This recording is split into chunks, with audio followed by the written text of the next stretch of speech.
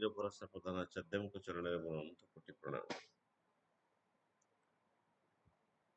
ପୂଜ୍ୟ ଅବିନ୍ଦା ଏବଂ ଠାକୁର ପରିବାରର ସମସ୍ତଙ୍କ ଚରଣରେ ମୋର ଅନନ୍ତ କୋଟି ପ୍ରଣାମ। ଆଜିର ଏ ପୁଣ୍ୟ ସତ୍ସଙ୍ଗର ପୂଜ୍ୟ ପରିଚାଳକ ସୁଭାଷ ଦା, ଉପସ୍ଥିତ ସମସ୍ତ ଗୁରୁ ଭାଇ ଗୁରୁ ମାତା ସାଧୁ ସଜ୍ଜନ ମଣ୍ଡଳୀ, କୁନି କୁନି ପିଲାଏ ସମସ୍ତଙ୍କୁ ମୋର ପ୍ରୀତିପୂର୍ଣ୍ଣ ରାଭରା ଜୟଗୁରୁ ଜଣାଏ। ଉପସ୍ଥିତ ସମସ୍ତ କର୍ମୀ ମଣ୍ଡଳକୁ ପ୍ରଣାମ ଜଣାଏ। ସର୍ବପ୍ରଥମେ ଆଜିର ସତ୍ସଙ୍ଗରେ ଯେଉଁମାନେ ଭୋଗ ନିବେଦନ କରିଛନ୍ତି ସମସ୍ତଙ୍କର ଶାନ୍ତି ସୁସ୍ଥି ପାଇଁ ପରମ ପିତାଙ୍କ ନିକଟରେ ମୁଁ ପ୍ରାର୍ଥନା ରଖେ। 2015 ଦିନରେ ପଦାର୍ପଣ କରିଛି ଆଭାସୀ ସତ୍ସଙ୍ଗ, ଓଡ଼ିଶା ସତ୍ସଙ୍ଗ।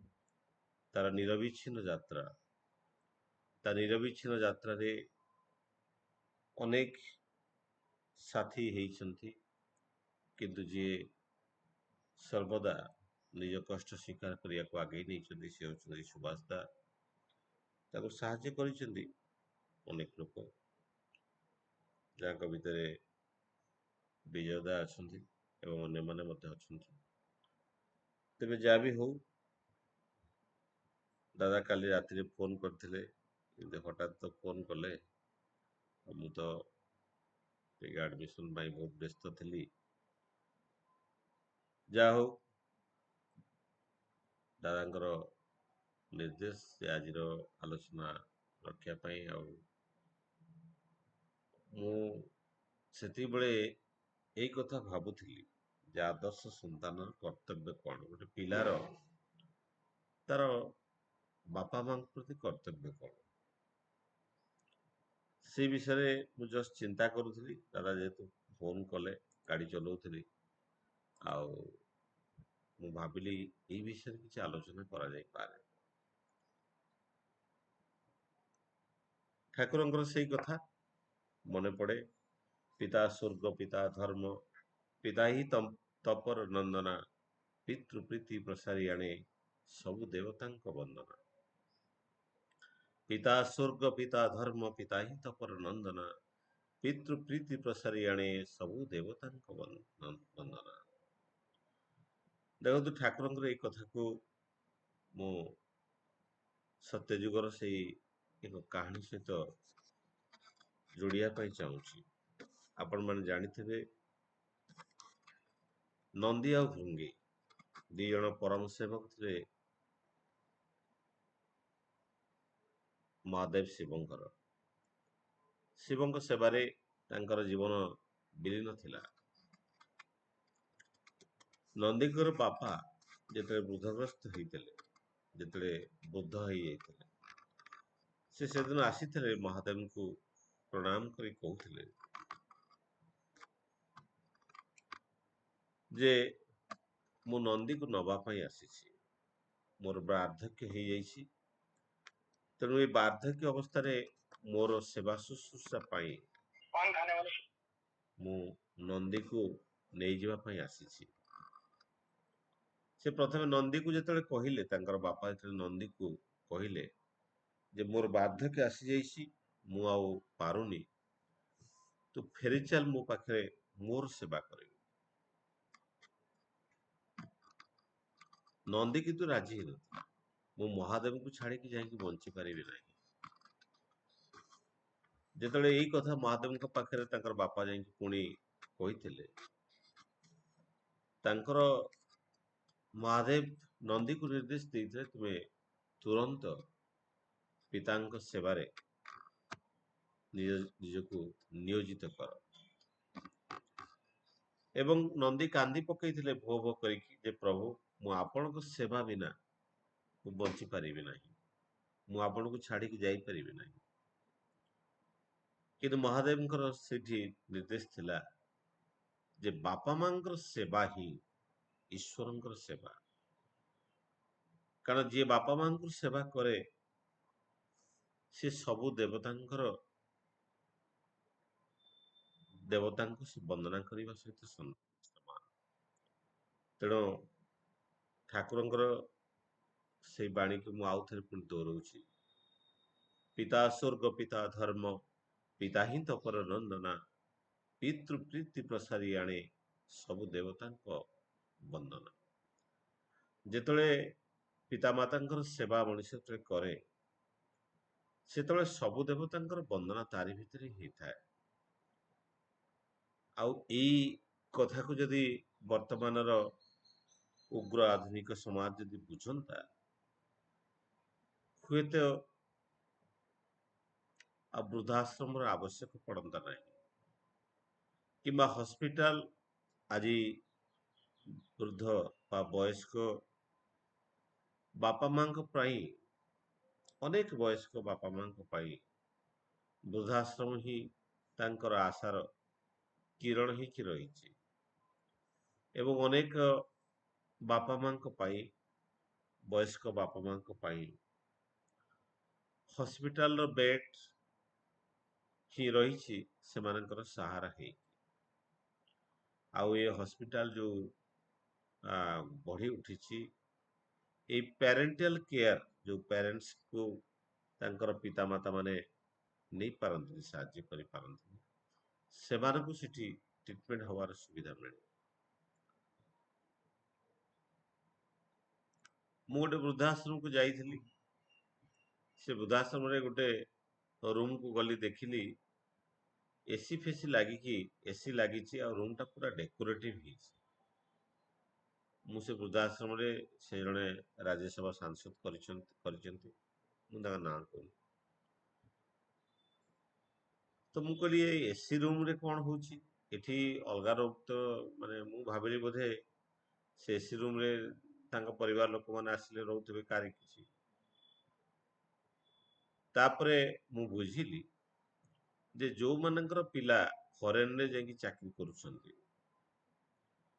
ସେଇ ପିଲାମାନେ ପଇସା ଦିଅନ୍ତି ଆଉ ତାଙ୍କ ପ୍ୟାରେଣ୍ଟସ ମାନେ ଏଇଠି ରହନ୍ତି। ତାଙ୍କ ପିଲାମାନେ ପଇସା ଦିଅନ୍ତି ଆଉ ସେଇ ପଇସାରେ ତାଙ୍କୁ ଏସିରେ ରଖାଯାଏ। ଆଉ ଯୋଉମାନେ ବିଲକୁଲ ପଚାରନ୍ତିନି, ଯୋଉ ପ୍ୟାରେଣ୍ଟସ ମାନେ, ସେମାନଙ୍କୁ ନନ୍ ଏସି ରୁମରେ ଏମିତି ଲମ୍ବା ହଲରେ ରଖାଯାଏ। ତାମାନେ ଦେଖନ୍ତୁ, ଯିଏ ପଇସା ଦେଇକି ମଧ୍ୟ ପ୍ୟାରେଣ୍ଟସଙ୍କର ସେବା କରିବା ପାଇଁ ଯୋଉ କର୍ତ୍ତବ୍ୟ ଅଛି, ସେଇ କର୍ତ୍ତବ୍ୟ ପାଇଁ ସେମାନଙ୍କୁ ଏଇଭଳି ଭାବରେ ବୃଦ୍ଧାଶ୍ରମରେ ମଧ୍ୟ ରଖିବାକୁ ଚାହୁଁଛନ୍ତି। ବୃଦ୍ଧାଶ୍ରମ ଆମର ଠାକୁରଙ୍କ ପରମ୍ପରା ବା ଠାକୁରଙ୍କ ଭାବଧାରା ଭିତରେ ନଥାଏ। କାରଣ ବାପା ମାଙ୍କ ପ୍ରତି ଯୋଉ କର୍ତ୍ତବ୍ୟ, ସେଇ କର୍ତ୍ତବ୍ୟଟା ସନ୍ତାନ ଯୋଉ ତାର ମୌଳିକ ଧାରା ଭିତରେ ଥାଏ। ଜଣେ ଆଦର୍ଶ ସନ୍ତାନର ତାର ମୂଳ କର୍ତ୍ତବ୍ୟ ହଉଛି ସେ ତାର ପିତାମାତାଙ୍କ ପ୍ରତି ସେ ସେତିକି ସେବା ପରାୟଣ ରହିବ। ତେବେ ଯଦି ଆଦିମ ମାନବ, ଆଦିମ ସଭ୍ୟତାକୁ ଯଦି ଆମେ ଫେରିଯିବା, ଯେତେବେଳେ କୌଣସି ବୈବାହିକ ସଂସ୍କାର ନଥିଲା, ବିବାହର ସଂସ୍କାର ନଥିଲା, ପାରିବାରିକ ଜୀବନ ନଥିଲା,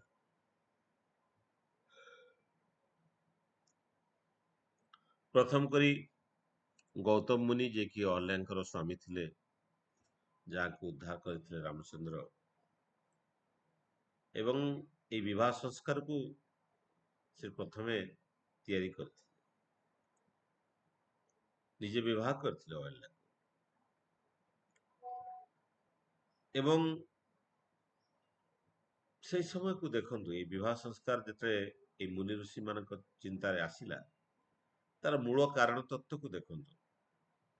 ପ୍ରତ୍ୟେକ ମଣିଷ ବାଲ୍ୟ ଅବସ୍ଥା ଦେଇ, ବାଲ୍ୟ ଅବସ୍ଥା, ଶୈଶବ୍ୟ, ବାଲ୍ୟ ଅବସ୍ଥା, ତାପରେ ପ୍ରୌଢ଼ ଅବସ୍ଥା ଏବଂ ଏମିତି ବୃଦ୍ଧ ଅବସ୍ଥାକୁ ସମସ୍ତେ ଯାଆନ୍ତି। ଯେତେବେଳେ ମଣିଷ ବୃଦ୍ଧ ହେଇଯାଏ, ସେ ନାରୀ ହଉ ବା ପୁରୁଷ ହଉ, ତାର ଜୀବନଚର୍ଯ୍ୟା ପାଇଁ, ତାର ଜୀବନଚର୍ଯ୍ୟା ପାଇଁ ଅନେକ ସାହାଯ୍ୟର ଆବଶ୍ୟକ ପଡେ। ସେଥିପାଇଁ ପାରିବାରିକ ଜୀବନ, ଏ ସାମାଜିକ ଜୀବନ ଭିତରେ ଏଇ ଯୋଉ ଧାରାଟା ତିଆରି କରିଦିଆଯାଇଥିଲା। କାରଣ ଦେଖନ୍ତୁ, ଗୋଟେ ମଣିଷ ତାର ଛୁଆଟାକୁ ଜନ୍ମ କରିବା ଠାରୁ ଆରମ୍ଭ କରି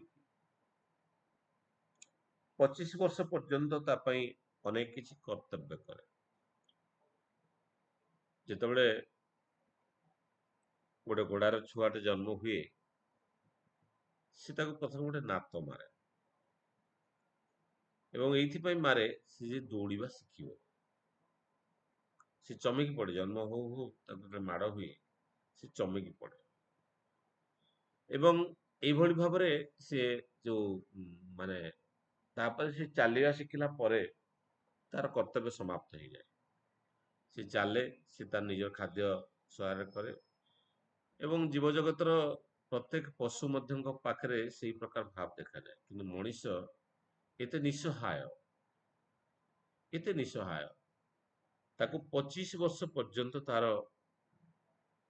20ରୁ 25 ବର୍ଷ ପର୍ଯ୍ୟନ୍ତ ତାର ଯତ୍ନ ନେବାକୁ ଆବଶ୍ୟକ ପଡେ। ଯୋଉଥିପାଇଁ ଏ ପାରିବାରିକ ଜୀବନଟା ବୋଧେ ଅତ୍ୟନ୍ତ ସୁଦୃଢ ଏ ମଣିଷ ଜାତି ପାଇଁ।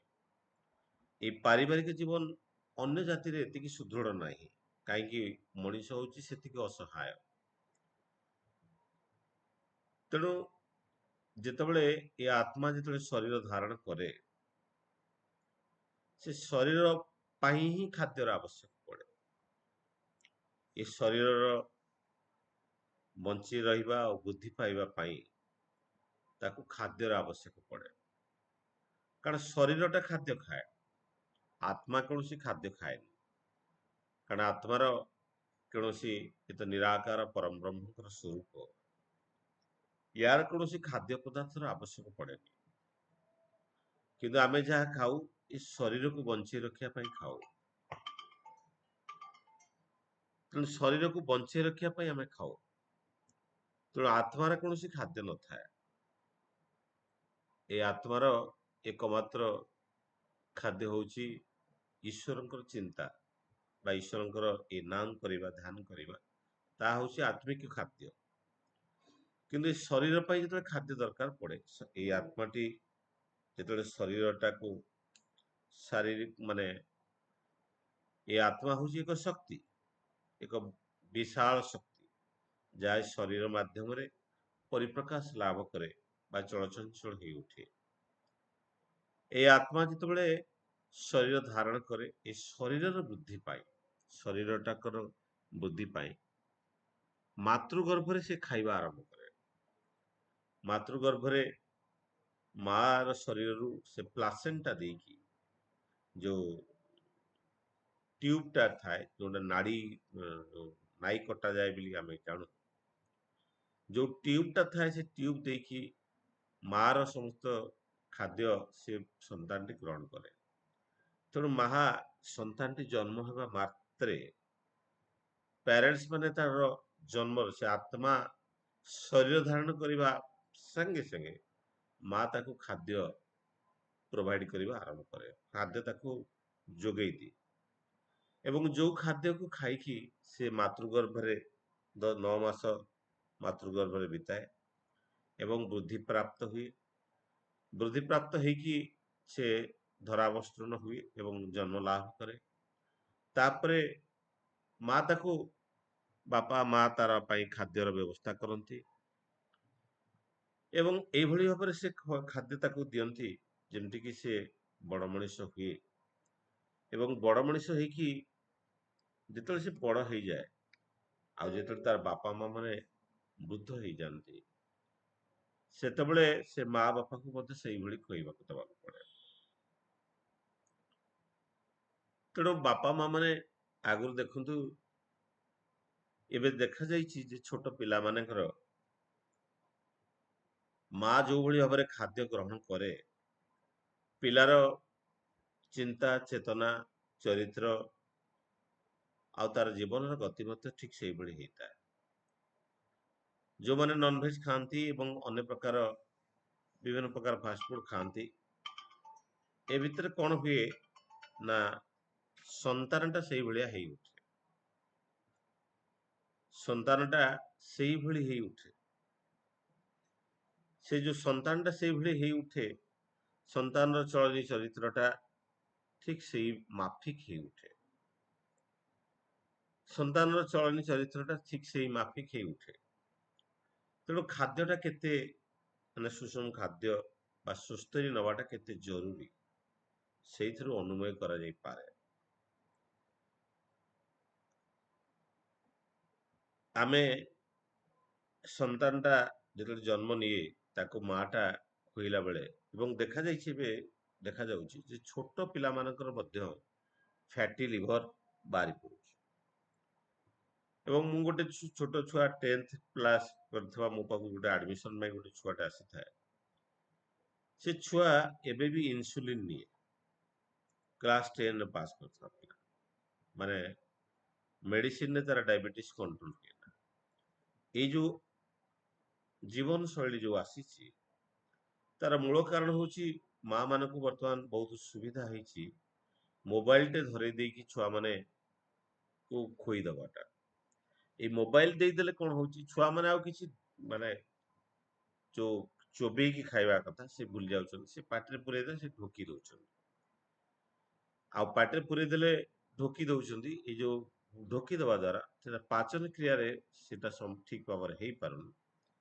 ଯାହା ଫଳରେ କଣ ହଉଛି ସେଇ ଫ୍ୟାଟି ଲିଭର ଏବଂ ବିଭିନ୍ନ ସମସ୍ୟା ବାଲ୍ୟ ଅବସ୍ଥାରୁ ଏବଂ ଜୀବନର ସମସ୍ତ ସମୟରେ ତାକୁ ଭୋଗ କରିବାକୁ ପଡୁଛି। ଆଗରୁ ମା ମାନେ କିଭଳି ଭାବରେ ଛୁଆ ମାନଙ୍କୁ ଖୋଇ ଦଉଥିଲେ, ମାନେ ତାକୁ ଧରିକି କୋଳରେ ଧରିକି, ମୋର ମନେ ଅଛି ଗିନାଟେରେ ଖାଦ୍ୟ ଧରିକି ତାକୁ ବିଭିନ୍ନ ଗଛ ପତ୍ର, ବିଭିନ୍ନ ପକ୍ଷୀ, ବିଭିନ୍ନ ଗାଈ କୁକୁର ସମସ୍ତଙ୍କୁ ନେଇକି ଦେଖେଇକି ସମସ୍ତ ବିଷୟରେ କହିକି ଛୁଆ ସବୁ ଷ୍ଟୋରି ଶୁଣୁଥିଲା। କେତେ କଥା ତାକୁ କହୁଥିଲେ, କେତେ ଷ୍ଟୋରି କହୁଥିଲେ। ବାପା ପୁଣି ବହୁତ ସମୟରେ ମାନେ ଘୋଡା ହନ୍ତି ତାଙ୍କ ପିଠିରେ ବସିକି ଖାଇ ଖାଇକା ଛୁଆ ଯାଏ। ଏମିତି ଅନେକ କାହାଣୀ ଥିଲା ଯୋଉ କାହାଣୀ ଠାକୁର ତ କହୁଥିଲେ 5 ବର୍ଷ ଭିତରେ ସନ୍ତାନଟି ସମସ୍ତ ଶିକ୍ଷା ସମାପ୍ତ କରିଥାଏ। ତାପରେ ଯୋଉ ଶିକ୍ଷାର ଆରମ୍ଭ ହୁଏ ସେ ଶିକ୍ଷାଟା ତାର ପେଟ ପୋଷିବା ପାଇଁ, ତାର ଜୀବନର ସମସ୍ତ ଶିକ୍ଷା ସେ 5 ବର୍ଷ ଭିତରେ ହିଁ ସମାପ୍ତ କରିଥାଏ। ବୁଢା ହେଇଗଲେ ପିଲାମାନେ, ଏଇ ଛୋଟ ପିଲାମାନେ ଯେମିତି ଜିଦ୍ଦି କରନ୍ତି, ଛୋଟ ପିଲାମାନେ ମୁଁ ଏଇଟା ଖାଇବିନି ସେଇଟା ଖାଇବିନି, ମାର କେତେ ଯତ୍ନ ଥାଏ।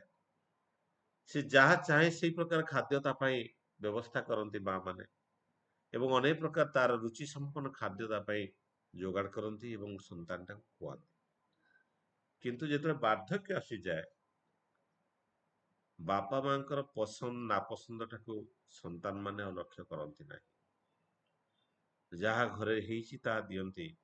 ମା ବାପା ଯଦି କିଛି ଇଚ୍ଛା କରନ୍ତି ସେଇ ହିସାବରେ ତାଙ୍କୁ ଖାଦ୍ୟ ଦିଆଯାଏ।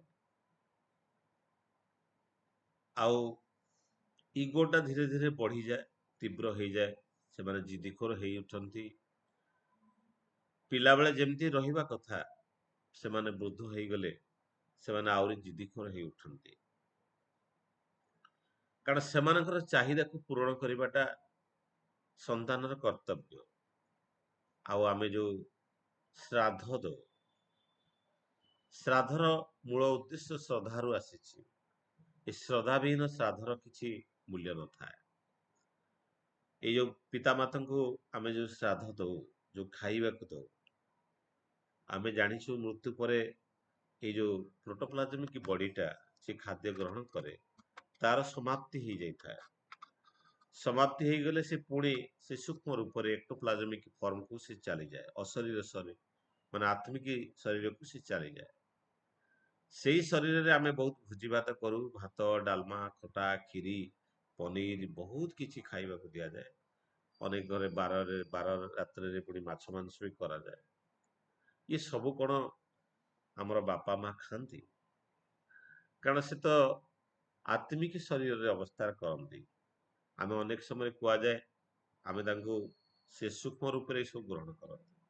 ଯଦି ଗ୍ରହଣ କରନ୍ତି ଏ ଜିନିଷ ତ କିଛି କେବେ କମି ହୁଏ ନା, ତେବେ ସେ ଖାଆନ୍ତି କେମିତି? ଅନେକ କଥା କୁହାଯାଏ ସେ କୁକୁର ରୂପରେ କାଉ ରୂପରେ ଆସିକି ଖାଆନ୍ତି। ସେ କଣ ସାଙ୍ଗେ ସାଙ୍ଗେ କାଉ ହେଇଗଲେ? ଆତ୍ମା ପୁଣି ଶରୀର ଧାରଣ କରିବା ପାଇଁ ଅନେକ ସମୟ ଲାଗେ। ତେଣୁ ଆତ୍ମା କିଛି ଖାଏନି। ତେଣୁ ପିତାମାତାଙ୍କୁ ଯାହା ଆମେ ଦଉ ତାଙ୍କ ବଞ୍ଚିଥିଲା ଅବସ୍ଥାରେ ଦବାଟା ବିଧେୟ। ତେଣୁ ଠାକୁର ତାହା ହିଁ କହୁଥିଲେ ଯେ ପିତାମାତାଙ୍କ ପ୍ରତି ଯୋଉ କର୍ତ୍ତବ୍ୟ, ପିତାମାତାଙ୍କ ପ୍ରତି ଯୋଉ କର୍ତ୍ତବ୍ୟ, ସେତିକି ଇଷ୍ଟପ୍ରାଣ ମାନେ ବାପା ମାଙ୍କ ପ୍ରତି ସେତିକି ସେବା ପରାୟଣ ନହେଲେ ଆମେ ଜୀବନରେ କେବେ ହେଲେ ଉନ୍ନତି ପଥରେ ଯାଇପାରିବା ନାହିଁ। କାରଣ ଜୀବନରେ ଯେତେ ଋଣ ଅଛି, ସବୁଠୁ ବଡ ଋଣ ହଉଛି ପିତୃ ଋଣ। ଏ ପିତୃ କହିଲେ ପିତାମାତାକୁ ବୁଝାଏ। ଏ ପିଲାମାନଙ୍କୁ ମୁଁ ସବୁବେଳେ ବାରମ୍ବାର କହେ ଯେ ତାଙ୍କୁ ପଚାରେ କ୍ଲାସକୁ ଗଲେ ଯେ ତମେ ଭଗବାନଙ୍କୁ ଦେଖିଛ? ସବୁ ପିଲା ମନା କରନ୍ତି ଭଗବାନଙ୍କୁ ଆମେ ଦେଖିନୁ। ଆଉ ମୁଁ ତାଙ୍କୁ କହେ ଯେ ଭଗବାନ ହଉଛନ୍ତି ସୃଷ୍ଟିକର୍ତ୍ତା। ଭଗବାନ ହଉଛନ୍ତି ସୃଷ୍ଟିକର୍ତ୍ତା। ଯିଏ ସୃଷ୍ଟିକୁ ତିଆରି କରିଛନ୍ତି ସେ ହଉଛନ୍ତି ଭଗବାନ। କିନ୍ତୁ ତମକୁ କିଏ ତିଆରି କରିଛନ୍ତି? ତମର ସୃଷ୍ଟିକର୍ତ୍ତା କିଏ? ତମର ସୃଷ୍ଟିକର୍ତ୍ତା ହଉଛନ୍ତି ତୁମର ବାପା ମା। ତୁମର ବାପା ମା ହଉଛନ୍ତି ତୁମର ସୃଷ୍ଟିକର୍ତ୍ତା। ତେଣୁ ତୁମର ଭଗବାନ ହଉଛନ୍ତି ତୁମର ବାପା ମା, ଚଳନ୍ତି ଭଗବାନ, ଜୀବନ୍ତ ଭଗବାନ, ଯାହାଙ୍କୁ ଭକ୍ତି କଲେ, ଯାହାଙ୍କ ପ୍ରତି ସେବା ପ୍ରଣୟ ହେଲେ, ତାଙ୍କୁ ଖୁସି କରିବା ଭିତରେ ମଣିଷ ଜୀବନରେ ସମସ୍ତ ଖୁସି ତା ଜୀବନରେ ତାକୁ ମିଳିଥାଏ। ଯିଏ ବାପା ମାଙ୍କୁ ଜୀବନରେ ଖୁସି କରିପାରେ ନା, ସେ ଜୀବନରେ କେବେ ହେଲେ ଖୁସି ପାଇପାରେ ନା। କାରଣ ଯିଏ ଜୀବନ୍ତ ଭଗବାନଙ୍କୁ ଯିଏ ଖୁସି କରିପାରେ ନା, ସେ ଜୀବନରେ ଆଉ ଖୁସି କେବେ ହେଲେ ଖୋଜିଲେ ମଧ୍ୟ ମିଳେ ନା। ତେବେ ଯୋଉ ତିନି ପ୍ରକାର ଜିନିଷ ଅଛି, ସ୍ନେହ, ପ୍ରେମ ଆଉ ଭକ୍ତି, ପିତାମାତାଙ୍କ ପ୍ରତି ଯୋଉ ଭକ୍ତି, ସେଇ ଭକ୍ତିଟା ମଣିଷକୁ ବହୁତ ଉଚ୍ଚସ୍ତର ସ୍ତରକୁ ନେଇଯାଏ। ତେବେ କଥା ଉଠେ ଭକ୍ତି କଣ? ଠାକୁର କହୁଛନ୍ତି ଭକ୍ତି ମାନେ ହିଁ ଭଜନ। ଠାକୁର କହୁଛନ୍ତି ଭକ୍ତି ମାନେ ଭଜନ, ଆଉ ଭଜନ ମାନେ ସେବା। ଠାକୁରଙ୍କର କଥା। ଠାକୁର କହୁଛନ୍ତି ଭକ୍ତି ମାନେ ଭଜନ, ଆଉ ଭଜନ ମାନେ ସେବା। ଭକ୍ତି ମାନେ ପ୍ରେମ ମିଶ୍ରିତ ସେବା। ମୁଁ ମୋ ସ୍ତ୍ରୀକୁ ପ୍ରେମ କରେ, କିନ୍ତୁ ମୋର ବାପା ମାଙ୍କୁ ମୁଁ ଭକ୍ତି କରେ। ଭକ୍ତି କରେ ମାନେ ମୁଁ ପ୍ରେମ କରେ ନା ନୁହଁ, ପ୍ରେମ ସହିତ ମୁଁ ସେବା ଦେବାକୁ ପଡେ। ତାହା ହଉଛି ଭକ୍ତି। ତେଣୁ ଠାକୁରଙ୍କର ସେଇ କଥା, ଭକ୍ତି ମାନେ ଭଜନ, କିନ୍ତୁ ଭଜନ ମାନେ ସେବା। ନିଷ୍ଠାପୂର୍ଣ୍ଣ ନିଷ୍ଠା ନିପୁଣ ଭଜନ, ତାହା ହିଁ ଅନ୍ତରର ବିଭା। ଇଏ ହଉଛି ଠାକୁରଙ୍କର କଥା। ତେଣୁ ଏଇ ଭକ୍ତି କଣ? ଆମେ ବାପା ମାଙ୍କୁ କେତେ ଭକ୍ତି କରୁ। ତେଣୁ ବଡ଼ଦା ସେଇ କ୍ରମରେ ବଡ଼ଦାଙ୍କର କଥା ମୋର ମନେ ପଡେ। ଭକ୍ତି ଦି ପ୍ରକାର ଭକ୍ତି ଅଛି। ନିତାଇ ଚୈତନ୍ୟଙ୍କ ସମୟରେ ଜଣେ ମାନେ ଗୁରୁ ଥିଲେ, ତାଙ୍କ ନାଁ ହଉଛି ଶ୍ରୀ ଶ୍ରୀ ଶଙ୍କର ଦେବ। ସେ ଶଙ୍କର ଦେବ ତାଙ୍କର ଅନେକ ଭକ୍ତ ଥାନ୍ତି। ତାଙ୍କ ଭିତରୁ ଦିଟା ଭକ୍ତର କଥା ବଡ଼ଦା ସେଦିନ ଆଲୋଚନା କରୁଥିଲେ। ଜଣେ ଭକ୍ତ ଥିଲେ ଅତ୍ୟନ୍ତ କୃପଣ, ବହୁତ କୃପଣ। ସମସ୍ତେ ତାଙ୍କ ସମାଜରେ କହନ୍ତି ଯେ ସେ କାହାକୁ ଟଙ୍କାଟିଏ ଦିଅନ୍ତିନି, ବହୁତ କୃପଣ। ସେ କୃପଣ ଘରକୁ ସେଇ ତାଙ୍କର ଗୁରୁ ଦିନେ ଯାଇକି ପହଞ୍ଚିଗଲେ, ଏବଂ ପହଞ୍ଚି ଯାଇକି କହିଲେ ଯେ ତାଙ୍କର ଗୁରୁଙ୍କର କଥା। ଗୁରୁ କହିଲେ ଯେ ମତେ କିଛି ଅର୍ଥର ଆବଶ୍ୟକ ଅଛି, ମୁଁ ତୀର୍ଥ ଭ୍ରମଣରେ ଯିବି, ମତେ କିଛି ଅର୍ଥର ଆବଶ୍ୟକ ଅଛି। ଏଇ କଥା କହୁ କହୁ ସେ କୃପଣ ଗୁରୁ ବହୁତ ଶୁଣିଥିଲେ ତାଙ୍କ ବିଷୟରେ। ଗୁରୁ ଭାବିଥିଲେ ସେ ଆଉ କିଛି ଦବନି, ପରୀକ୍ଷା କରିବା ପାଇଁ ଗୁରୁ ଯାଇଥିଲେ।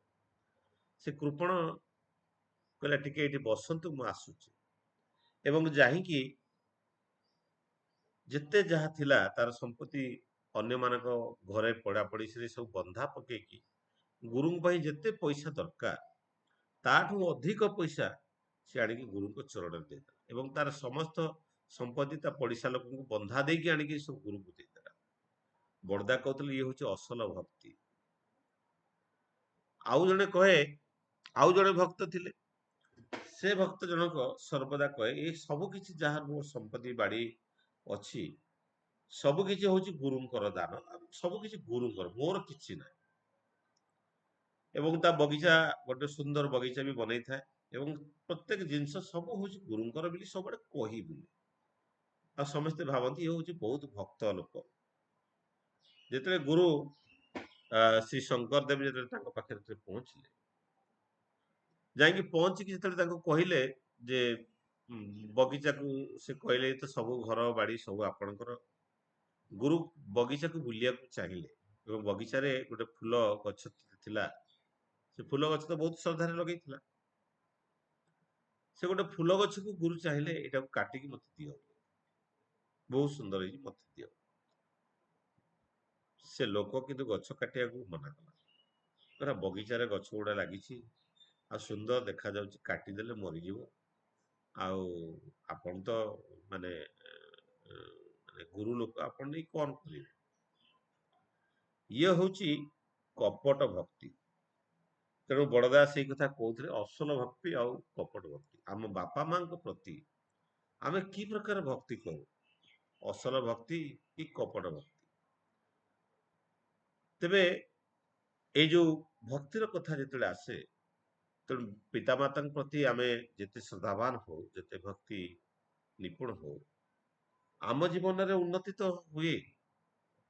ଆମ ଜୀବନ ଆଦର୍ଶ, ଆମ ଜୀବନ ଯୋଉ ଚରିତ୍ରରେ ଅନେକ ପରିବର୍ତ୍ତନ ଆସେ। କିନ୍ତୁ ପିତାମାତାଙ୍କ ପ୍ରତି ଯୋଉମାନେ ଭକ୍ତିଶୀଳ ହୁଅନ୍ତି, ସେଇମାନେ ଜୀବନରେ ଉନ୍ନତି କରନ୍ତି। ଦୀକ୍ଷା ନେଇ ଦକ୍ଷ ହବାର କଥା ଯେତେବେଳେ ଉଠେ, ଯେତେବେଳେ କଥା ଉଠେ ଦୀକ୍ଷା ନେଇ ଦକ୍ଷ ହେଇ ଉଠେ ମଣିଷ। କାହିଁକି? ଯଜଞ୍ଜାତି ଇଷ୍ଟବୃତ୍ତି ଠାକୁରଙ୍କର ବିଧାନକୁ ଯଦି କଣ୍ଟାଏ କଣ୍ଟାଏ ଜଣେ ମାନେ, ତା ଜୀବନରେ ଅତ୍ୟନ୍ତ ଅନେକ ପରିବର୍ତ୍ତନ ଆସେ। ତାର ଭୌତିକ ଆଧ୍ୟାତ୍ମିକ ଜୀବନରେ ଅନେକ ପରିବର୍ତ୍ତନ ଆସେ ଦୀକ୍ଷା ନେଲା ପରେ। ସେଇ ସମୟରେ ଜଣେ ପ୍ରଫୁଲ୍ଲ ଦାସ ଯୋଉ ଠାକୁରଙ୍କ ପାଖରେ ଥିଲେ, ସେ ଠାକୁରଙ୍କୁ କହୁଛନ୍ତି ଯେ ଈଶ୍ୱର ଚନ୍ଦ୍ର ବିଦ୍ୟାସାଗର କୌଣସି ପ୍ରକାର ଦୀକ୍ଷା ନେଇନାହାନ୍ତି, କିନ୍ତୁ ସେ କିଭଳି ଭାବରେ ଏତେ ଦକ୍ଷ ବୈଜ୍ଞାନିକରେ ରୂପାନ୍ତରିତ ହେଇଯାଇଥିଲେ। ସେତେବେଳେ ଠାକୁର କହୁଛନ୍ତି ଯେ ବାପା ମାଙ୍କ ପ୍ରତି ମଣିଷ ଯେତେବେଳେ ଅତ୍ୟନ୍ତ ଭଲ ପାଏ, ବହୁତ ଭଲ ପାଏ, ଯେତେବେଳେ ନିବିଡ଼ ଭାବରେ ଭଲ ପାଏ, ସେତେବେଳେ ତାର ବ୍ରେନ ସେଲରେ, ତାର ବ୍ରେନରେ ଯୋଉ 1500 କୋଟିର ବ୍ରେନ ସେଲ ଅଛି, ଏଇ ବ୍ରେନ ସେଲରେ ଏକ ବୈପ୍ଳବିକ ପରିବର୍ତ୍ତନ ଆସେ। ଏଇ ଯୋଉ ବୈପ୍ଳବିକ ପରିବର୍ତ୍ତନ ଆସେ, ସେଇ ବୈପ୍ଳବିକ ପରିବର୍ତ୍ତନ ତାକୁ ଏକ ବିରାଟ ମଣିଷରେ ରୂପାନ୍ତରିତ କରିପାରେ। ତେଣୁ ପିତାମାତାଙ୍କ ପ୍ରତି ଯୋଉମାନଙ୍କର ନିବିଡ଼ ଭଲ ପାଇବା ଥାଏ, ତା ପାଖରେ ଥିବା ଜେନେଟିକ ମେଟେରିଆଲ ଟା ଆହୁରି ତୀବ୍ର ହେଇ ଉଠେ ବା ଗ୍ରୋଥ କରାଯାଏ। ତେବେ ଏଇ ପିତାମାତାଙ୍କ ପ୍ରତି ଭଲ ପାଇବା ଭିତରେ, ଏଇ ପିତାମାତାଙ୍କ ଔରସରୁ ଆମେ ଜନ୍ମ, ତାଙ୍କର ଯୋଉ ଶୁକ୍ରାଣୁ ଆଉ ଡିମ୍ବାଣୁର ମିଳନରେ ଆମେ ଯୋଉ ଶରୀର ଧାରଣ କରିଛେ, ଇଏ 12 ପିଢିର ଜେନେଟିକ ମେଟେରିଆଲକୁ କ୍ୟାରି କରେ।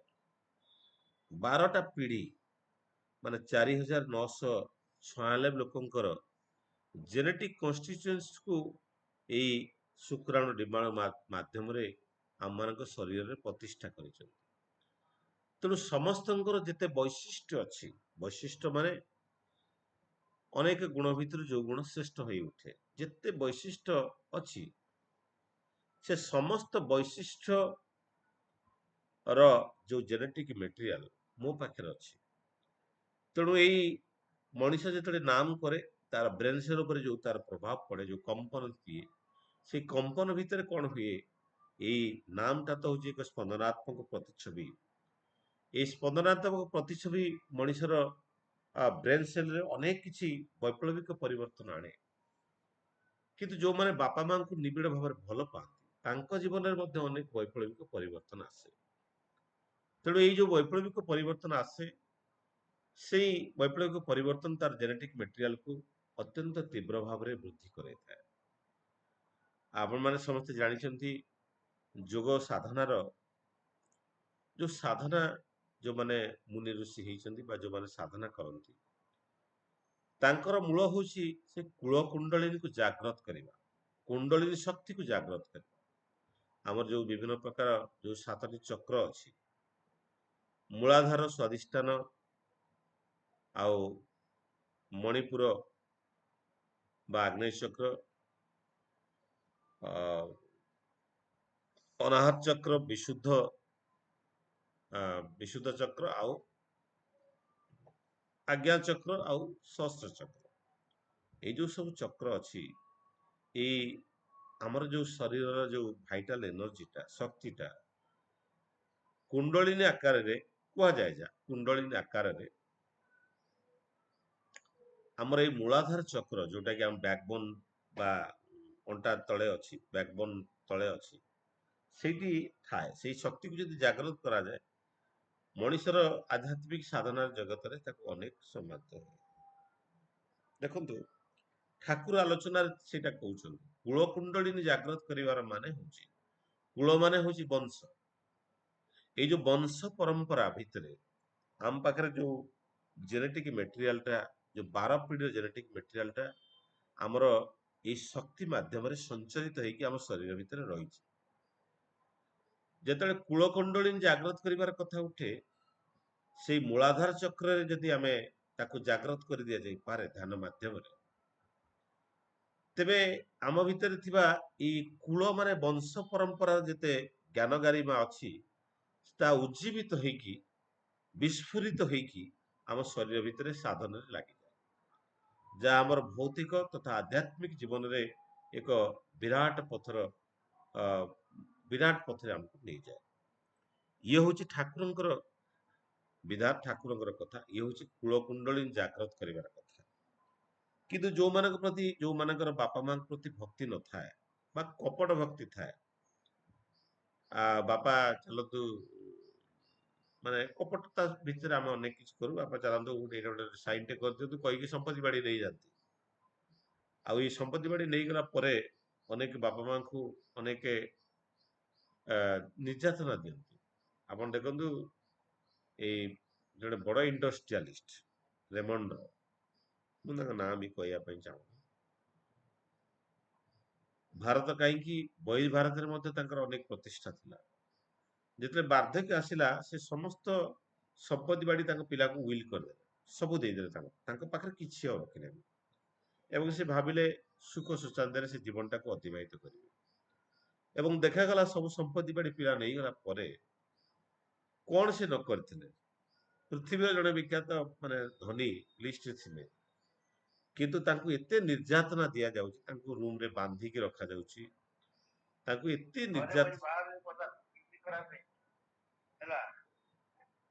ନିର୍ଯାତନା ଦିଆଯାଉଛି, ଯୋଉ ନିର୍ଯାତନା ଫଳରେ ସେଇଥିରୁ ଅନୁମୟ କରାଯାଏ ଯେ ସନ୍ତାନ ମାନଙ୍କର କର୍ତ୍ତବ୍ୟ କିଭଳି ଭାବରେ ପିଲାମାନେ ବୁଝନ୍ତି।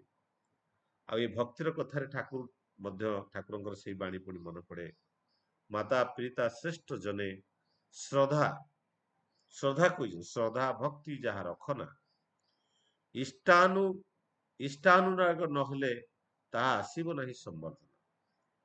ତେଣୁ ଯୋଉ ଆଦର୍ଶ ସନ୍ତାନର କଥା ଉଠିଛି, ଯେତେବେଳେ ଇଷ୍ଟାନୁରାଗ ହବା ମାନେ ଇଷ୍ଟଙ୍କ ପ୍ରତି ଯାହାର ଅନୁରାଗ ନଥାଏ, ସେ କେବେଲେ ମାତା ପିତା ବା ଶ୍ରେଷ୍ଠ ଜନଙ୍କ ପ୍ରତି ଶ୍ରଦ୍ଧା ଭକ୍ତି ମଧ୍ୟ ସେ ରଖିପାରେ ନା। ଇଏ ହଉଛି ଠାକୁରଙ୍କର କଥା, ମାତା ପିତା ଶ୍ରେଷ୍ଠ ଜନେ ଶ୍ରଦ୍ଧା ଭକ୍ତି ଯାହା ରଖନା, ଇଷ୍ଟାନୁରାଗ ନହେଲେ ତାହା ଆସିବ ନାହିଁ ସମ୍ବର୍ଦ୍ଧନା।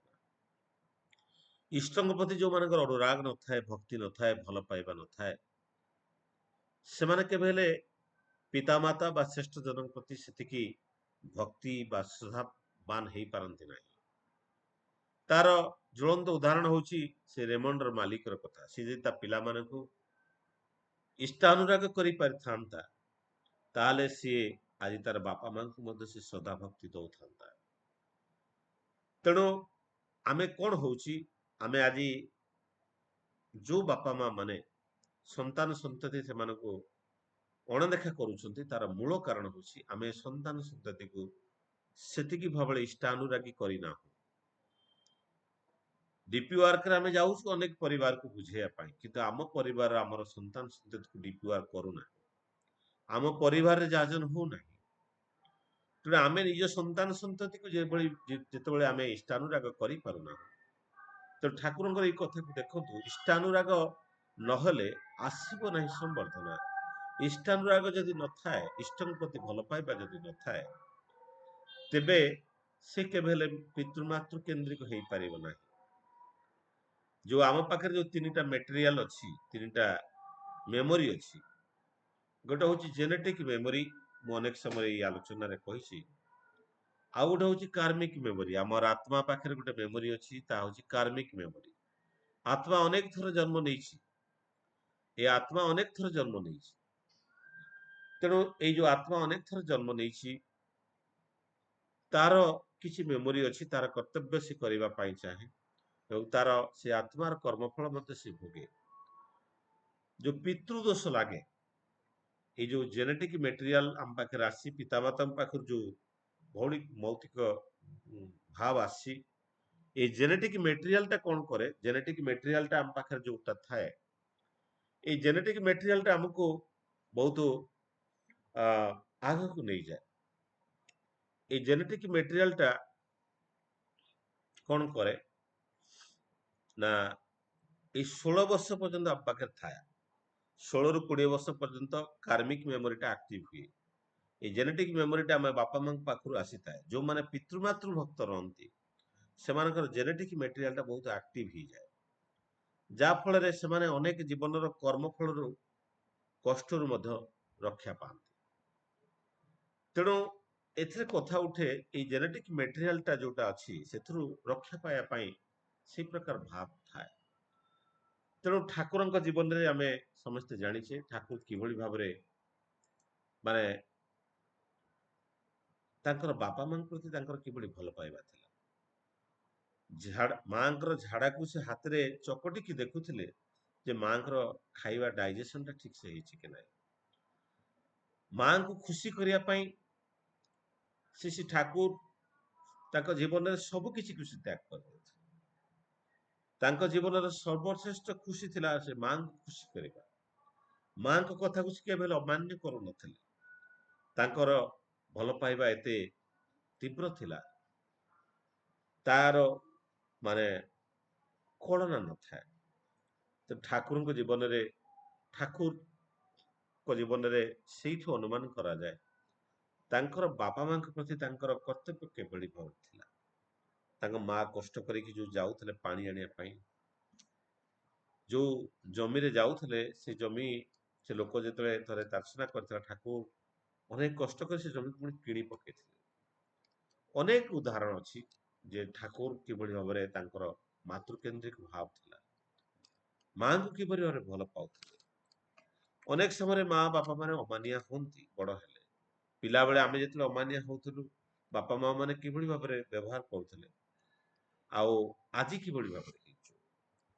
तार मूल कारण हूँ आमे जो श्रीकृष्ण पठे कलिजुगर स्वरूप देखापी जिते भीमखी सदेव देखिले गोटे गाई तार छुआ को ये चाटुची रक्त बाहर तेणु कलिजुगर स्वरूप से हम संतान प्रति एते मनीष आसक्त हो पड़ो ताकू एते भल पाइब एते किसी कर जा फल सी तार क्षति घटेब एवं आज ही तार क्षति घटाऊँ अनेक गोटे हस्पिटाल तार गोटे वयस्क लोक देखिए स्त्री आडमिट होती से अच्छा मुझे कहली आप पुओ को डाकुना ना पुओ को डाकिले कौन से आसो से अमेरिकार अच्छी से आसब कि नहीं कहीकि से कांदी पकाउ कहले 5 वर्ष हम से आसीना 5 वर्ष हम आसीना से निजे जड़े रिटायर्ड ओएस ऑफिसर माँ जड़े बहुत उच्च पदस्थ ऑफिसर थिले बहुत पैसा कमई आज बार्धक्य अवस्था पाखे कई ना ये गोटे जोड़े उदाहरण नुहे आपड़ जदि देखिए अनेक उदाहरण रही जो समाज रे ये बार्धक्य अवस्थार मनीष आज किभली भाव में निष्पेषित जड़े डॉक्टर अच्छा ना कहूनी बहुत भल पाती से डॉक्टर मत बहुत भल पाती मु तो केवे ट्रिटमेंट जाए कारण मुझे सुस्थ थाए सब मिसेस को बहुत समय लेकिन जाए मिसेस सी होती प्रिय डाक्तर दिने एमती कहली पुओ झील सब अमेरिकार अच्छा एठी कहीं ना मुझे दिने कहली जे सार जदि किसी दरकार पड़ो केबे मते निश्चित भाव फोन करेंगे ମୁଁ ଇମିଡିଏଟଲି ଆସିକି ଆପଣଙ୍କ ପାଖରେ ପହଞ୍ଚି ପାରିବି। ବହୁତ ସମୟ ଗମ୍ଭୀର ରହିଲେ। ତା ପରଦିନ ତାର ପରେ ଯେତେବେଳେ ମୁଁ ନେକ୍ସଟ ଭିଜିଟରେ ମିସେସକୁ ନେଇକି ଯାଇଥାଏ, ମୁଁ ଦେଖିଲି ଘରେ ତାଙ୍କ ଘରେ ତାଙ୍କ ବେଡରୁମ୍ ଆଉ ବେଡରୁମ୍ ତ ମୁଁ ଯାଇନି, ତାଙ୍କ ଡ୍ରଇଂ ରୁମ୍ ଆଉ ତାଙ୍କର ଯୋଉ ମେଡିସିନ ଦେଖନ୍ତି ସେଥିରେ ଗୋଟେ କାଗଜରେ ମୋର ମୋବାଇଲ ନମ୍ବରଟା ଲେଖି ଯାଇଛି। ମୁଁ ସେ ମୋବାଇଲ ନମ୍ବରଟା ଦେଖିକି ମୁଁ କହିଲି ରେ ମୋ ନମ୍ବର। ମୁଁ ଯେତେବେଳେ ଆଜ୍ଞାକୁ କହିଲି ଆଜ୍ଞା ମୁଁ ନମ୍ବରଟା ଏଠି କଣ ଲେଖିଦେଇଛି, ନା ତମେ ଗଲା ପରେ ମୁଁ କାନ୍ଦି ପକେଇଲି। ଆଉ ଏ ନମ୍ବରଟା ଲେଖି ଦେଇଛି, ତା ଉପରେ ଲେଖିଛି ମୋର କିଛି ଇମର୍ଜେନ୍ସି ଫର ମାଇ ଇମର୍ଜେନ୍ସି କଲ୍ ହିମ୍। କହିଲେ ସେଇ ପ୍ରକାର ଆଶ୍ୱାସନା ମତେ ଆଜି ପର୍ଯ୍ୟନ୍ତ କେହି ଦେଇନଥିଲେ, ଆଉ ସେଥିପାଇଁ ମୁଁ ଲେଖିଦେଇଛି। ବାସ୍ତବିକ ଯଦି ବି କେବେ କିଛି ଅସୁବିଧା ହୁଏ, ସେ ହয়তো ତୁମକୁ ଫୋନ କରିବ ତ କେହି ଜଣେ, ଆଉ ତୁମେ ଯୋଉ ଆଶ୍ୱାସନା ଦେଇଛ ଯେ ମତେ କଲ୍ କରିବେ ବୋଲି, ମୁଁ ସେଇ ଭରସାରେ ଲେଖିଦେଇଛି। ତେଣୁ ଦେଖନ୍ତୁ ଏଇ ପ୍ରକାର ପରିସ୍ଥିତି ଆଜି ସମସ୍ତଙ୍କ ଘରେ।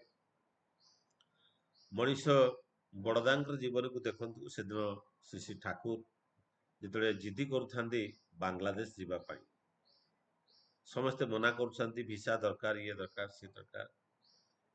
କିନ୍ତୁ ବଡଦା ଯେତେବେଳେ ଶୁଣିଲେ ସାଙ୍ଗେ ସାଙ୍ଗେ ଗାଡି ଧରିକି ଆସିଗଲେ। ଗାଡିରେ ଠାକୁରଙ୍କୁ ବସେଇଲେ, ଠାକୁର ଗାଡିରେ ବସିଲେ ଏବଂ ଟିକେ ସମୟ କହିଲେ ମୁଁ ଆଉ ଯିବିନି। କାହିଁକି?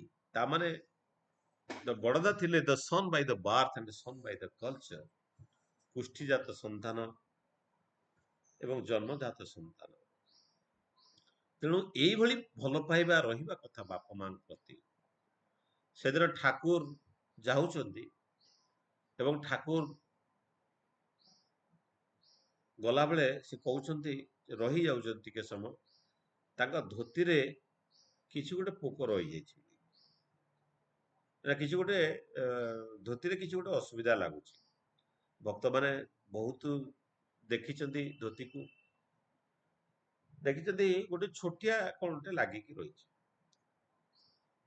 କିଛି ସମୟ ପୁଣି ଯାଉଛନ୍ତି, ପୁଣି ଗଲା ପରେ ଠାକୁର ପୁଣି ରହିଯାଉଛନ୍ତି, କାରଣ ସେ କମ୍ଫର୍ଟେବଲ ଫିଲ୍ କରୁନାହାନ୍ତି।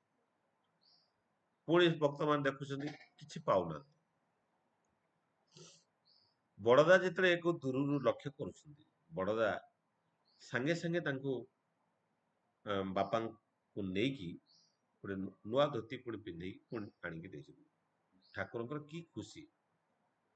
ଆଉ ସେ ଧୋତି ଭିତରେ କିଛି ଥିବ ଯାହାକି ମାନେ ଭକ୍ତଙ୍କ ନଜରରେ କିଛି ଆସିପାରେନି, କିନ୍ତୁ ବଡଦା ସାଙ୍ଗେ ସାଙ୍ଗେ ଧୋତିଟାକୁ ଚେଞ୍ଜ କରିଦେଇଛନ୍ତି, ନୂଆ ଧୋତି ପିନ୍ଧେଇକି ଆଣିକି। ଇଏ ହଉଛନ୍ତି ସନ୍ତାନ। ସନ୍ତାନ ମାନେ ସମତାନରେ ଯିଏ ଗଢି ଉଠେ ସିଏ ହଉଛି ସନ୍ତାନ, ଏବଂ ସମତାନରେ ଯିଏ ଗଢି ଉଠେ ସିଏ ହଉଛି ସନ୍ତାନ। ତେଣୁ ପିତାମାତାଙ୍କର ଯୋଉ ଦାନ, ଯୋଉ ଉର୍ଜା, ସେଇ ଉର୍ଜାକୁ ନେଇକି ଯିଏ ଗଢି ଉଠେ ସିଏ ହଉଛି ସନ୍ତାନ। ତେଣୁ ଇଏ ହଉଛି ଠାକୁରଙ୍କର ଜୀବନରେ ଆମେ ଅନେକ କିଛି ଜାଣିଛୁ। ଅନେକ ସମୟରେ କଣ ହୁଏ, ଏକ ବିରାଟ ଋଣ ପାଇଁ ମଣିଷ ଅନେକ ସମୟରେ ଏ ପିତୃ ଋଣକୁ ସୁଝିବା ପାଇଁ ସାମର୍ଥ୍ୟ ହୁଏ ନା। ଆମେ ଯଦି ଦେଖିବା ସିଦ୍ଧାର୍ଥ ଗୌତମଙ୍କର କଥା, ସିଦ୍ଧାର୍ଥ ଯୋଉ ଗୌତମ ବୁଦ୍ଧରେ ରୂପାନ୍ତରିତ ହବାର କଥା, ସେ ତାଙ୍କର ବାପା ମାଙ୍କ ପ୍ରତି କର୍ତ୍ତବ୍ୟ କରିନଥିଲେ। ବାପା ମାଙ୍କୁ ତ୍ୟାଗ କରିକି, ଘର ସଂସାର ଛାଡିକି, ସ୍ତ୍ରୀ ପିଲା ସମସ୍ତଙ୍କୁ ଛାଡିକି ସେ ଯାଇଥିଲେ। କିନ୍ତୁ ସେ ତ ବିଶ୍ଵ ଦୁନିଆ ପାଇଁ କରୁଥିଲେ। ସେ ବିଶ୍ଵ ଦୁନିଆ ଭିତରେ ତାଙ୍କର ବାପା ମା ମଧ୍ୟ ତା ଭିତରେ ଥିଲେ, ତାଙ୍କ ସ୍ତ୍ରୀ ପିଲା ସମାଜ ସବୁ କିଛି ତାରି ଭିତରେ ଥିଲା। କାରଣ ଅନେକ ସମୟରେ ଏକ ବିରାଟ କର୍ତ୍ତବ୍ୟ ଉଦ୍ଦେଶ୍ୟରେ ମଣିଷ ଅନେକ ସମୟରେ ତାର ବ୍ୟକ୍ତିଗତ ଋଣରୁ ସେ କରିପାରେ ନା, କିନ୍ତୁ ସେଥିପାଇଁ ସେ ଋଣୀ ହୋଇପାରେ ନା। ତେଣୁ ତା ବୋଲି ବାପା ମାଙ୍କ ପ୍ରତି ଯୋଉ ପ୍ରେମ, ଯୋଉ ଭଲ ପାଇବା, ସେଟା ଅନେକ ସମୟରେ ଦେଖାଯାଏ। ଏ ସମୟରେ ଦେଖାଯାଏ ଅନେକ କାହାଣୀ ଆପଣ ମାନେ ଶୁଣିଛନ୍ତି, ପିତାମାତାଙ୍କ ପ୍ରତି ଯୋଉ ଇଏ ଥାଏ। ଦେଖନ୍ତୁ ବୃଦ୍ଧ ବୟସ ହେଇଗଲା ପରେ ଅନେକ ସମୟରେ ଦେଖନ୍ତୁ, ମୁଁ ଗୋଟେ କଥା କହିଦେବାକୁ ଚାହେଁ ଯେ ଅନେକ ସମୟରେ ଆମର ସତ୍ସଙ୍ଗରେ ବି ଅନେକ ଅଛନ୍ତି ବିବାହ କରିନାହାନ୍ତି, ପରିବାର କିଛି ନାହିଁ, ଆଉ ଏ ଅବିବାହିତ ଅବସ୍ଥାରେ ସେମାନେ ତାଙ୍କର ଜୀବନ ଧାରଣ କିଛି ନାହିଁ, ସେମାନେ ସତ୍ସଙ୍ଗ ପ୍ରତି ସମର୍ପଣ ଭାବ। କିନ୍ତୁ ଠାକୁର ତ ସଂସାର ସନ୍ନ୍ୟାସୀ କଥା କହିଥିଲେ। ବହୁତ କମ ଲୋକ ସେମିତି ଅଛନ୍ତି, କିନ୍ତୁ ପ୍ରଜାପିତା ବ୍ରହ୍ମକୁମାରୀଙ୍କର ଆଶ୍ରମରେ ଅନେକ ଲୋକ ଅବିବାହିତ କିମ୍ବା ବିବାହ କରିକି ଛାଡ଼ପତ୍ର ଦେଇକି ଆସିକି ଏଠି ଅଛନ୍ତି। ଯେତେବେଳେ ଜଣେ ମତେ କହିଲେ ମୁଁ ମାଉଣ୍ଟ ଆବୁ ଯାଇଥାଏ, ମୁଁ ପଚାରିଲି ଯେ ଯେତେବେଳେ ବୟସ ହେଇଯାଏ ସେମାନଙ୍କୁ, ଏମାନେ ତ ଜୀବନ ସାରା ସେବା ଦଉଛନ୍ତି, ତେଣୁ ବୟସ ହେଇଗଲେ ତାଙ୍କର ସେବା ଶୁଶ୍ରୂଷା କିଏ କରେ? ସେ ମତେ କହିଲେ ଗୋଟେ ଜାଗା ଅଛି ଯୋଉଠି ବୟସ୍କ ଲୋକମାନେ ରହନ୍ତି। ମୁଁ ସେଇ ଆଶ୍ରମକୁ, ସେ ଜାଗାକୁ ଯାଇଥିଲି ଦେଖିବା ପାଇଁ ଖାସ, ଯେ ବୁଢାବୁଢୀ ହେଇଗଲା ପରେ ସେମାନଙ୍କର ସେବା ଶୁଶ୍ରୂଷା କିଭଳି ଭାବରେ ନିଆଯାଉଛି। ମୁଁ ଦେଖିଲି ତାଙ୍କ ପାଇଁ ମଧ୍ୟ ଅନେକ ଲୋକ ନିୟୋଜିତ ହେଇକି ଅଛନ୍ତି ତାଙ୍କର ସମସ୍ତ ସେବା ଶୁଶ୍ରୂଷା କରିବା ପାଇଁ। ତାମାନେ ସେମାନେ ପରିବାର ଛାଡିଛନ୍ତି, ତେଣୁ ଜୀବନର ଯୋଉ ଋଣ, ପିତୃମାତୃ ଋଣକୁ ସେମାନେ ସମାହିତ କରିନାହାନ୍ତି, କିନ୍ତୁ ଏକ ବିରାଟ ଉଦ୍ଦେଶ୍ୟରେ ଯେତେବେଳେ ଜୀବନଟାକୁ ସେମାନେ ସମର୍ପିତ କରିଦେଇଛନ୍ତି, ସେଥିପାଇଁ ସେମାନେ ମଧ୍ୟ এই ପ୍ରକାର ଜୀବନ ଧାରଣ ଭିତରେ ତାଙ୍କୁ ମଧ୍ୟ ସେବା ଦିଆଯାଉଛି। ତେଣୁ ଯେତେବେଳେ ଓଲ୍ଡ ଏଜ୍ ହେଇଯାଏ, ସେମାନେ ତାଙ୍କ ପ୍ରତି ଅନେକ ଲିଗାଲ ଜିନିଷ ଥାଏ, ଫାଇନାନ୍ସିଆଲ ତାଙ୍କୁ ସପୋର୍ଟ ଦରକାର ପଡେ, ଆଉ ତାଙ୍କର ଯୋଉ ପ୍ରପର୍ଟି ଅଛି ତାର ପ୍ରପର ଡକୁମେଣ୍ଟେସନ କରେଇ ନେବା କଥା। ଡେ ଟୁ ଡେ ଲାଇଫରେ ତାଙ୍କର ସେଫ୍ଟି ପାଇଁ ଫାଷ୍ଟ ହଉଛି ସେ କିଭଳି ଭାବରେ ଘରେ ପଡିପାଡି ଯାଆନ୍ତି, ତାଙ୍କ ସେଫ୍ଟି ପାଇଁ ମଧ୍ୟ ଲକ୍ଷ୍ୟ କରିବା କଥା। ସେଫ୍ଟି ସିକ୍ୟୁରିଟି ପାଇଁ ତାଙ୍କର ବଞ୍ଚି ରହିବା ପାଇଁ ଯେଉଁ ମେଡିସିନର ଆବଶ୍ୟକ ପଡେ, ସେ ମେଡିସିନ ମଧ୍ୟ ପ୍ରପରଲି ପ୍ରୋଭାଇଡ କରିବା କଥା। ଆଉ ସବୁଠୁ ବଡ ରହୁଛି ତାଙ୍କ ପ୍ରତି ଭଲ ପାଇବା, ତାଙ୍କ ପ୍ରତି ସମୟ ଦେବା। ଆଜିକାର ସନ୍ତତି ପିଲାମାନଙ୍କ ପ୍ରତି ସମୟ ଦଉନାହାନ୍ତି, ପଇସା ଦଉଛନ୍ତି, ସବୁ କିଛି କରୁଛନ୍ତି, କିନ୍ତୁ ସନ୍ତାନ ମଧ୍ୟ ଅନେକ ଦଉନାହାନ୍ତି। ତେଣୁ ଇମୋସନାଲ ଆଉ ସୋସିଆଲ ଆଟାଚମେଣ୍ଟ ତାଙ୍କ ସହିତ ଆବଶ୍ୟକ ପଡେ। ତାଙ୍କର ଖାଲି ହେଲ୍ଥ କନସିୟସ୍ ନୁହେଁ, ତାଙ୍କୁ ସବୁ କିଛି ସାହାଯ୍ୟ କରିବାକୁ ପଡେ, ଜିଦି କରନ୍ତି। ମାସେ ପୂର୍ବରୁ ମୋର ସ୍ତ୍ରୀ, ମୋର ଧର୍ମପତ୍ନୀ ଚାଲି ଯାଇଥିଲେ, ଝିଅ ପାଖରେ ଥିଲି।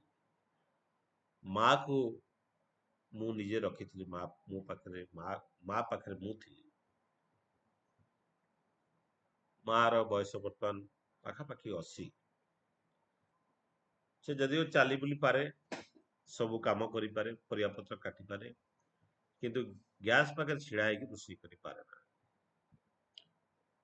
ତେଣୁ ମୁଁ ସକାଳ ଜଳଖିଆ କରେ, ରୋଷେଇ କରେ, ସବୁ ରୋଷେଇ କରେ, ତାର ଖାଇବା ପିଇବା ପାଇଁ ବିଛଣା ପତ୍ର ସଫାସଫି ବି କରାଏ, କରୁଥିଲି ମାସେ ପୂର୍ବରୁ।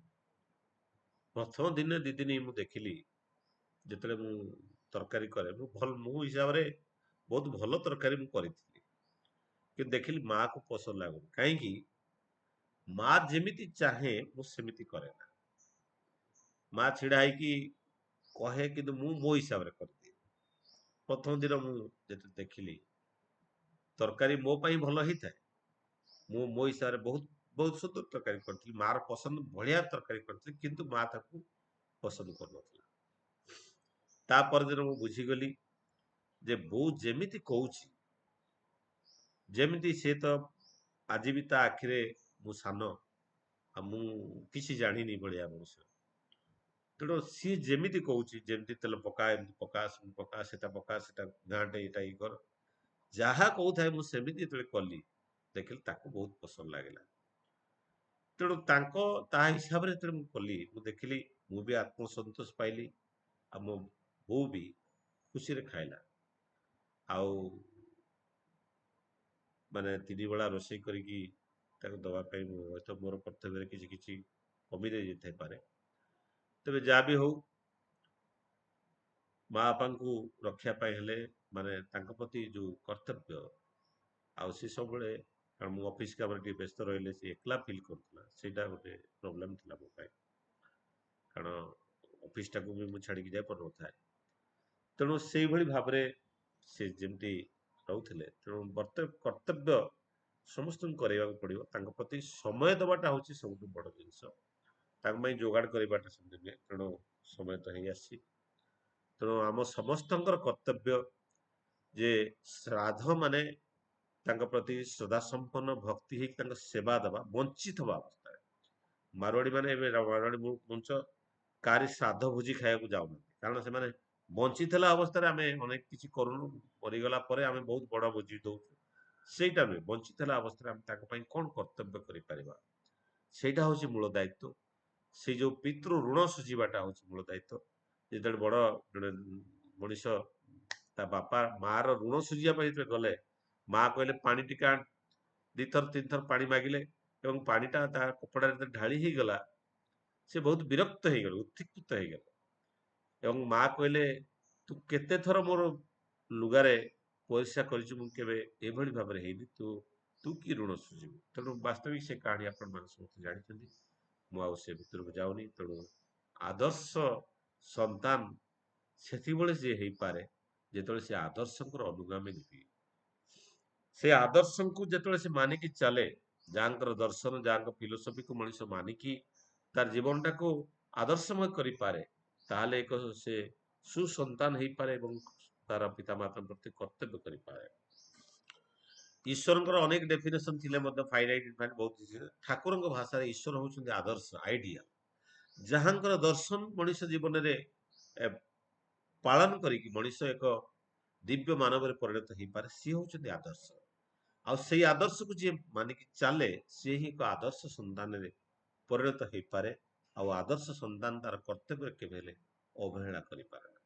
ତେଣୁ ମୁଁ ସମସ୍ତଙ୍କର ପୁଣି ଥରେ ସର୍ବବିଧ ଉନ୍ନତି ପାଇଁ ପରମ ପିତାଙ୍କ ଚରଣରେ ଚରଣ କମଳରେ ପ୍ରାର୍ଥନା କରି ମୋର ବକ୍ତବ୍ୟକୁ ଏଠି ବିରାମ ଦଉଛି। ବନ୍ଦେ ପୁରୁଷୋତ୍ତମ, ବନ୍ଦେ ପୁରୁଷୋତ୍ତମ, ବନ୍ଦେ ପୁରୁଷୋତ୍ତମ।